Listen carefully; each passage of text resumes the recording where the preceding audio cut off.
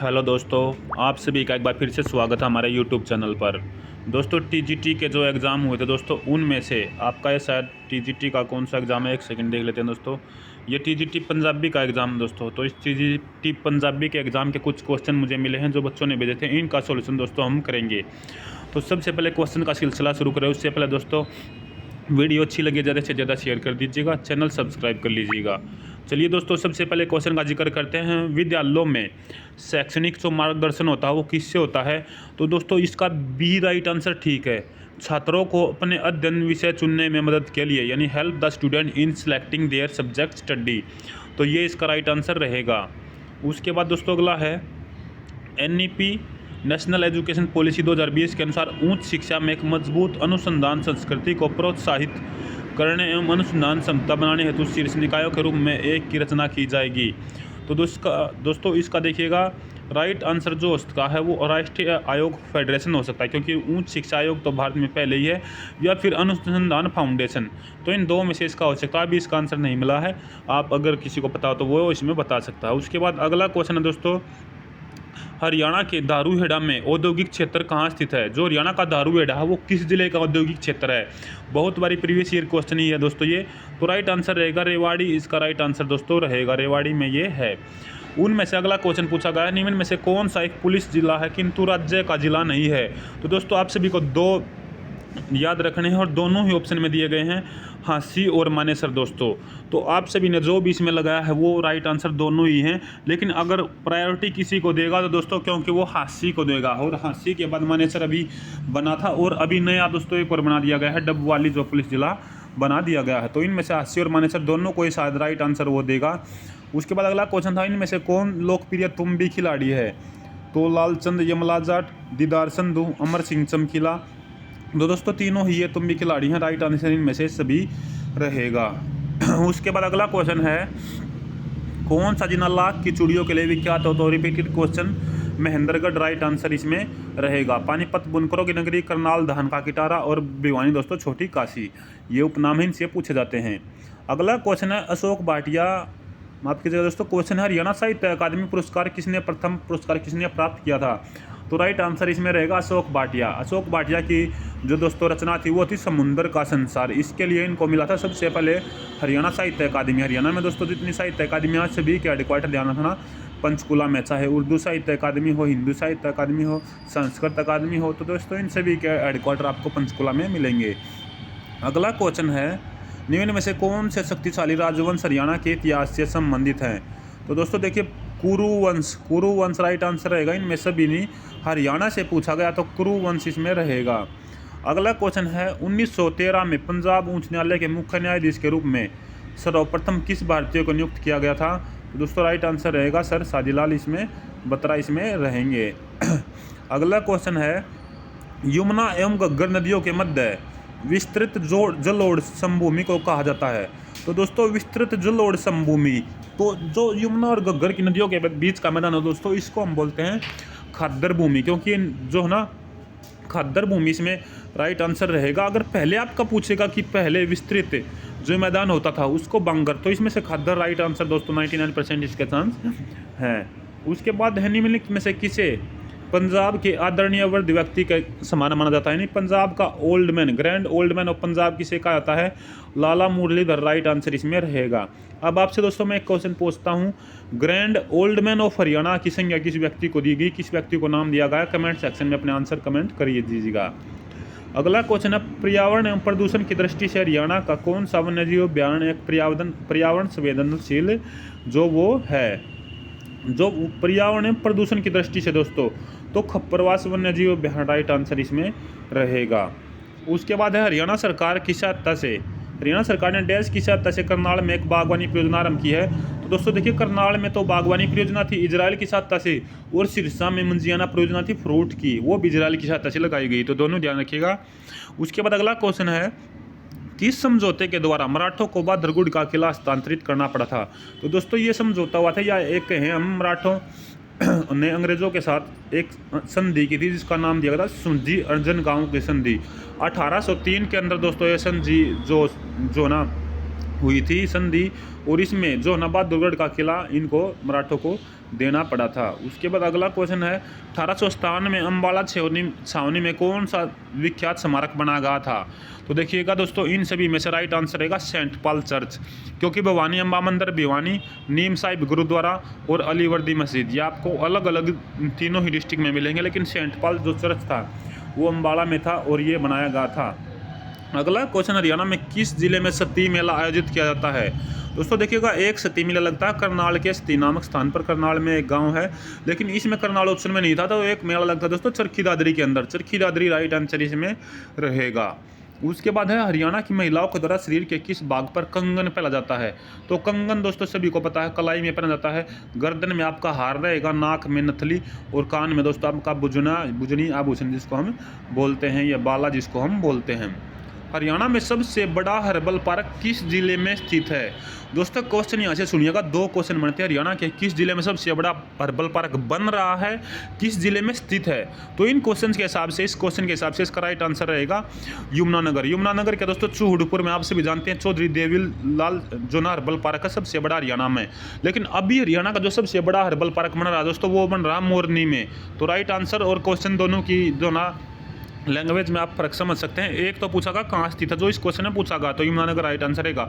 अगर आपसे current affair की बात ही क्वेश्चन पूछेगा कहाँ पर बन रहा है हरियाणा का सबसे बड़ा हर्बल पार्क, तो मोरनी राइट आंसर रखिएगा पंचकुला के अंदर। अब सूची 1 को दोस्तों सूची 2 के साथ सम्मिलित करना है, तो थोड़ा जूम आउट कर लेते हैं। तो दोस्तों देखिए, आत्मनिर्भर हरियाणा पोर्टल, उसके बाद उम्मीद करियर पोर्टल दोस्तों, उसके बाद हरियाणा ई समीक्षा पोर्टल और सरल हरियाणा पोर्टल। तो दोस्तों देखिएगा, मीडिया पर्सन योजना यानी तीसरे का इसमें रहेगा डी, तीसरे का डी, मीडिया कर्मी एवं पत्रकार 10,000 ऑनलाइन पेंशन हेतु आवेदन इसमें कर सकते हैं, ये रहेगा। उसके बाद दोस्तों उम्मीद करियर पोर्टल और आत्मनिर्भर हरियाणा पोर्टल। आत्मनिर्भर हरियाणा पोर्टल में दोस्तों रहेगा, उसके साथ ही आप ये देख सकते हैं, पहले देख लीजिएगा तीसरे का डी। अब तीसरे का डी दोस्तों सभी में है, तो ये तीनों ऑप्शन आपके हो सकते हैं इस हिसाब से। लेकिन उसके बाद यहाँ पे देखिएगा उम्मीद करियर पोर्टल। उम्मीद करियर पोर्टल है दोस्तों बैंक ऋणों एवं डाक बैंकिंग सेवा के लिए प्रयुक्त होता है, तो यानी कि तीसरे का डी हो चुका है। अब दूसरे का ई देखिए, तो दूसरे का ई दोस्तों 2 में है, दूसरे का ई। दूसरे का सी देखेंगे तो दोस्तों इसमें दूसरे का ई हो गया और दूसरे का सी 1 में ही है, तो यहाँ से इसको छोड़ देते हैं। उसके बाद सरल हरियाणा पोर्टल।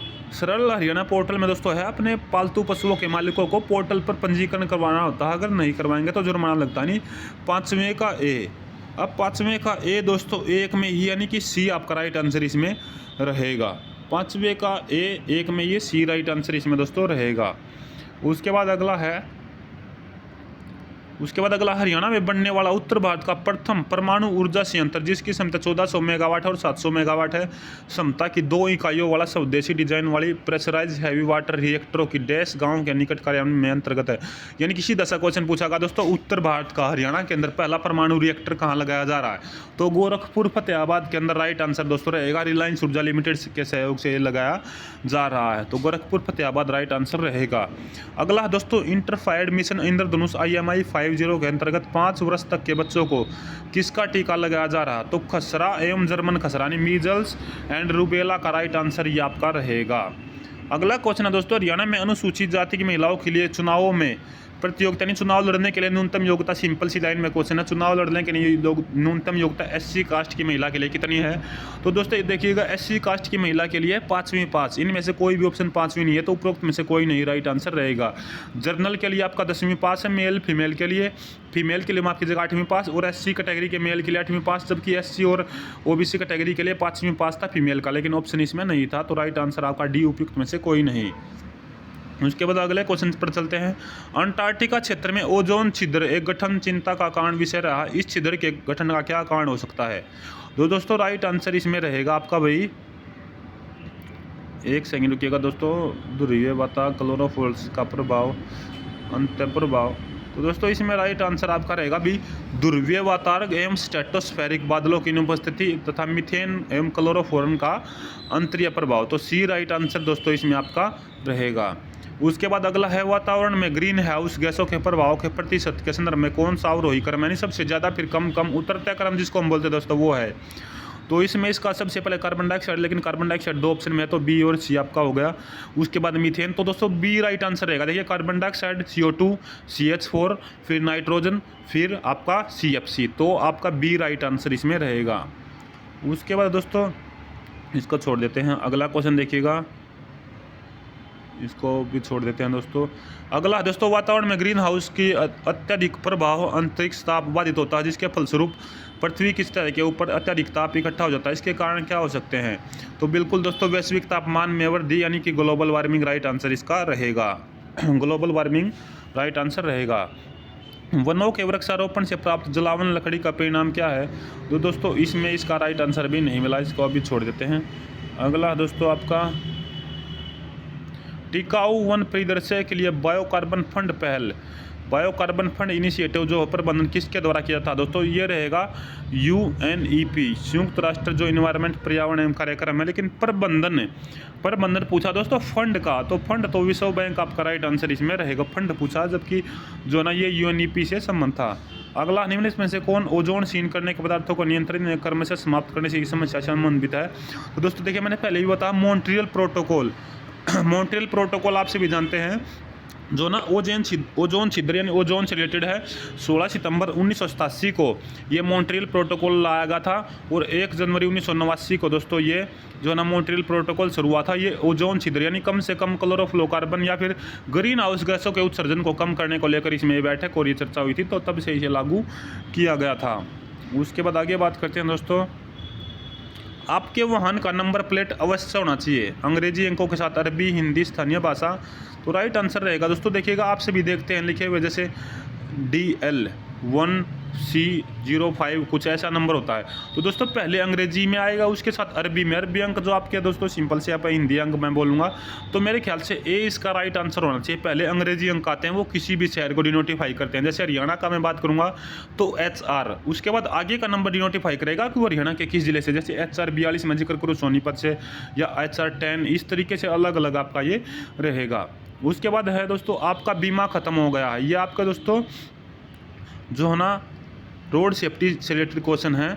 आपका बीमा खत्म हो गया है नवीकरण से पहले, यानी दोबारा बनवाने से पहले आप अपने वाहन को वैध रूप से कितनी अवधि तक चला सकते हैं? तो दोस्तों बिल्कुल राइट आंसर इसमें रहेगा 0 दिन, क्योंकि आप 1 घंटा क्या 1 मिनट भी उसके बाद आप नहीं चला सकते। यदि आपका बीमा यानी कि एक तरीके से बात करें इंश्योरेंस खत्म हो गया है, तो 1 दिन भी आप नहीं चला सकते, नहीं तो आपका चालान कटेगा। और आप चला भी लेते हैं, दुर्घटना वगैरह हो जाती तो आपको दोस्तों कोई क्लेम नहीं मिलेगा। उसके बाद अगला क्वेश्चन है थोड़ा सा बस समझ का फर्क था, समझ से आप इन तीनों क्वेश्चनों को ठीक कर सकते हैं। फिसलन भरी सड़कों से निपटने के लिए सबसे अच्छी वाहन चालक की तकनीक क्या है? गियर नीचे करना, लगातार ब्रेक का उपयोग करना, गियर ऊपर करना, यथासंभव तेज वाहन चलाना। तो दोस्तों देखिएगा यथासंभव तेज वाहन चलाना बिल्कुल गलत है, क्योंकि जहाँ पे फिसलने वाली सड़क है तो वहाँ पे बिल्कुल एक्सीडेंट होगा तेज चलाएंगे तो। गियर ऊपर करना मतलब सीधा सा दोस्तों टॉप गियर में गाड़ी डालना, तो ये भी आपका गलत रहेगा। लगातार ब्रेक का प्रयोग करते रहेंगे तो भी फिसलेगी गाड़ी, तो इसमें से दोस्तों राइट आंसर आपका रहेगा गियर नीचे करना, यानी कि लो गियर में गाड़ी चलाना, बिल्कुल कम स्पीड पर चलाना। लगातार प्रयोग ब्रेक का करेंगे तो दोस्तों उसमें गाड़ी भी आपकी डिफ़िकल्टी मोड में आएगी और हो सकता है फिसल जाए। तो बिल्कुल स्लो स्पीड में चलाना, गियर नीचे करना, लो गियर में डालना, उसके बाद चलना।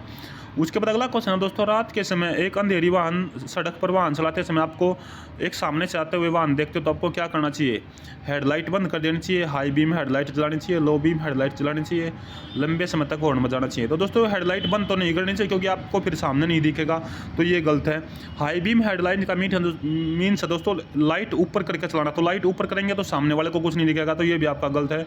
लो बीम हेडलाइट जलाना और हॉर्न आपका अगर शीशे बंद होंगे तो हॉर्न लंबा समय तक बजाना, ये भी आपका गलत हो रहेगा। तो हमारा क्वेश्चन का राइट आंसर बढ़ेगा लो बीम हेडलाइट चलाना, ये लाइट को नीचे रख के चलाना ताकि अगले को भी परेशानी इसमें न हो। उसके बाद अगला क्वेश्चन है, आप अपने वाहन को ढलान की ओर पार्क कर रहे हैं तो आपको पहियों को कैसे नियत करना है? तो दोस्तों राइट आंसर ए ही रहेगा, बिल्कुल सड़क के किनारों एवं बाधाओं से दूर रखकर। आपका जो मोड़ है दोस्तों उससे बिल्कुल अपोजिट साइड से आपको गाड़ी को घुमाना है, तो राइट आंसर रहेगा। उसके बाद आगे चलते हैं दोस्तों, आपके ये शायद उससे हैं दोस्तों पेडोलॉजी के दोस्तों शायद ये क्वेश्चन है, किस नेतृत्व शैली को पुरस्कार रिवार्ड के रूप में भी जाना जाता है? तो लेन देन संबंधी लोकतांत्रिक लेन देन संबंधी शायद इसका राइट आंसर दोस्तों रहेगा। तो ये आपका दोस्तों टीजीटी का कुछ इंपॉर्टेंट क्वेश्चन आए थे एग्जाम में। वीडियो अच्छी लगी, क्वेश्चन अच्छे लगे हैं दोस्तों, बिल्कुल 99% लगभग एक्यूरेसी के साथ आपको बताए गए। फिर भी कोई एक आधा क्वेश्चन गलत है तो दोस्तों आप उसका आंसर एक बार चेक कर लेना या कमेंट सेक्शन में ड्रॉप कर देना। वीडियो अच्छी लगी तो ज़्यादा से ज़्यादा दोस्तों शेयर कर देना, चैनल सब्सक्राइब कर लीजिएगा। धन्यवाद। जय हिंद, जय भारत, जय हरियाणा।